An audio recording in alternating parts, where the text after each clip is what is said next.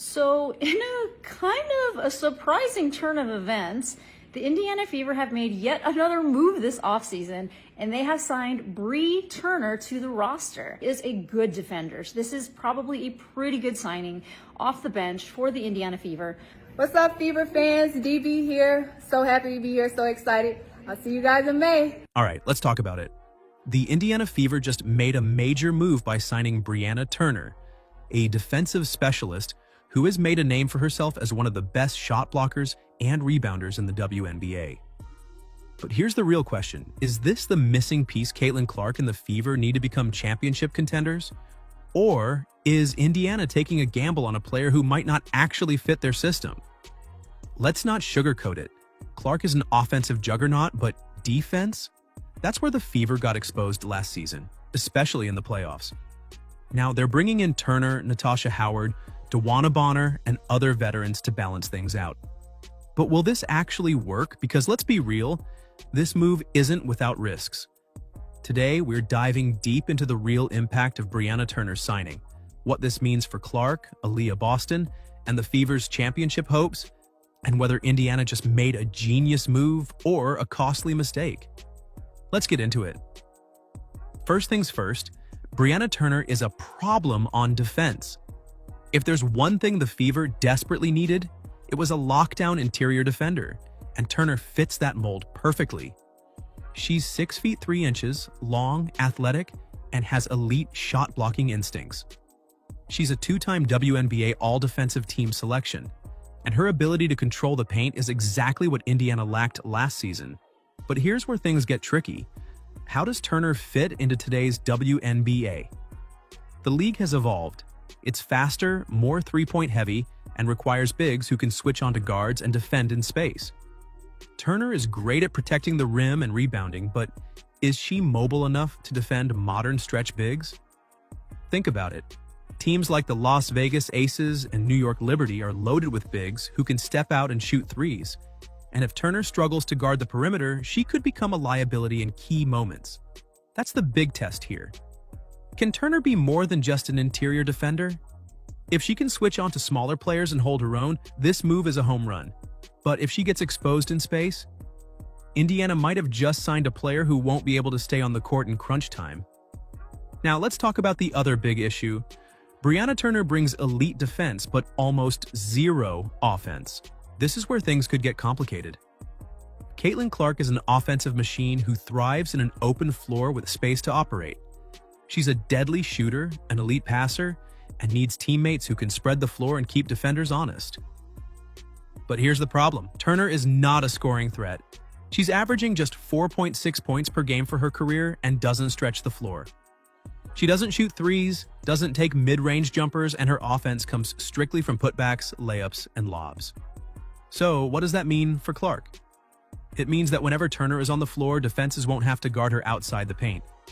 That could lead to a clogged lane, making it harder for Clark to drive, harder for Aaliyah Boston to get post touches, and harder for the offense to flow naturally. The Fever need to be very careful with how they use Turner. If she's playing alongside Boston, they risk making the offense too predictable and packed inside. That's a huge concern, especially when you're building around a guard like Clark who needs space to operate at her full potential. The best way for Indiana to counter this? They need to surround Clark with shooters at every other position. Players like Kelsey Mitchell and Sophie Cunningham need to knock down threes consistently, because if Turner is on the floor, spacing will be an issue. So, will this move help Clark by taking defensive pressure off her? Absolutely. But if it limits her offensive effectiveness, it could backfire big time. Brianna Turner's signing doesn't just impact Caitlin Clark. It directly changes how Aaliyah Boston plays, and this could either be a huge boost or a major problem for Indiana. Let's be real. Boston is one of the best young post players in the WNBA. She's already a dominant force in the paint, winning Rookie of the Year in 2023 and proving that she can hold her own against some of the league's best bigs. But last season, she had to do too much on defense, covering for the Fever's weaknesses inside. Now with Turner in the mix, Boston finally has some help. On paper, this looks like a perfect defensive duo. Boston is a strong physical presence, while Turner is an athletic shot blocker who can rotate and contest shots at the rim. Together, they should make Indiana's interior defense one of the toughest in the league. But here's where things get tricky. Can these two coexist on offense? Boston is already more offensively skilled than Turner, but she still does most of her work inside the paint. If Turner is also playing inside and doesn't space the floor, that means Boston could have less room to operate in the post. We've seen this happen before in the NBA and WNBA. When two bigs who can't shoot share the floor, it can clog the paint and hurt offensive efficiency. Defenses can collapse inside, making it harder for Clark to drive and harder for Boston to get easy one-on-one matchups. The Fever coaching staff needs to figure this out early. One possible solution? Use Turner in shorter bursts instead of playing her heavy minutes alongside Boston. That way, Boston still gets her time as the primary interior presence, and Turner can come in specifically to shut down opposing offenses. This duo could be a game-changer defensively, but if it hurts Indiana's offensive spacing, it could create more problems than solutions. Let's step back for a second and look at what the Fever are actually doing here. Over the last year, they've gone from a struggling franchise to one of the most talked about teams in the WNBA. The Caitlin Clark effect is real, but Indiana's front office is also making bold moves to accelerate their rebuild.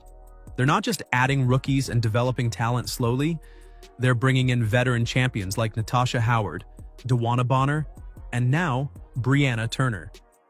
This is a clear message. Indiana wants to win now. But is this the right approach?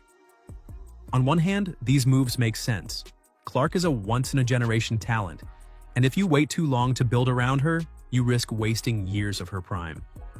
Surrounding her with experienced winners should help her adjust to the WNBA faster and teach her how to win at a high level. But on the other hand, building a championship team takes time, and the Fever might be forcing things too quickly. This isn't the same as an NBA team signing superstars and instantly becoming contenders. The WNBA is a different kind of league. Roster chemistry, development, and coaching all play huge roles in success. If the Fever try to skip steps, they could end up making moves that don't fit in the long run. What if these veteran signings don't mesh well with Clark and Boston? What if the team struggles early in the season and the pressure mounts to make even more moves? Right now, Indiana is walking a fine line between smart roster building and rushing the process. If they get this right, they could become a playoff powerhouse in the next year or two. But if they force the issue too soon, they could end up making short-term moves that don't actually help them win long-term. Now for the biggest question of all. Does this move actually make the Indiana Fever a real contender? Or is this team still a work in progress? Look, there's no denying that Indiana has dramatically improved in the last year. With Clark, Boston, and the addition of elite defenders like Turner, this team is going to be better. They'll be stronger defensively, more experienced, and more balanced overall. But does that mean they can compete with the WNBA's best? That's where things get murky. Right now, the Aces, Liberty, and Sun are still ahead of Indiana. These are deep, battle-tested teams with superstars and proven championship experience. Even with Turner, the Fever still lack a fully developed supporting cast around Clark. They're young, learning, and trying to figure out their identity. Turner makes them better, but does she make them elite? That's the big question. The Fever will likely be a playoff team, but are they built for a deep run yet? If they face the Aces or Liberty in the postseason, do they actually have enough firepower to win a series? Right now, that's still up for debate. Indiana is headed in the right direction, but they're not quite at championship level yet. If they want to close the gap, they'll need more shooting, more depth, and continued growth from their young stars. Turner helps, but she's not the final piece of the puzzle. So, where do we stand? Is Brianna Turner the missing link? Or could this move cause unexpected problems? The positives. She's a defensive monster, an elite rebounder, and a much-needed anchor for a team that struggled on defense last season.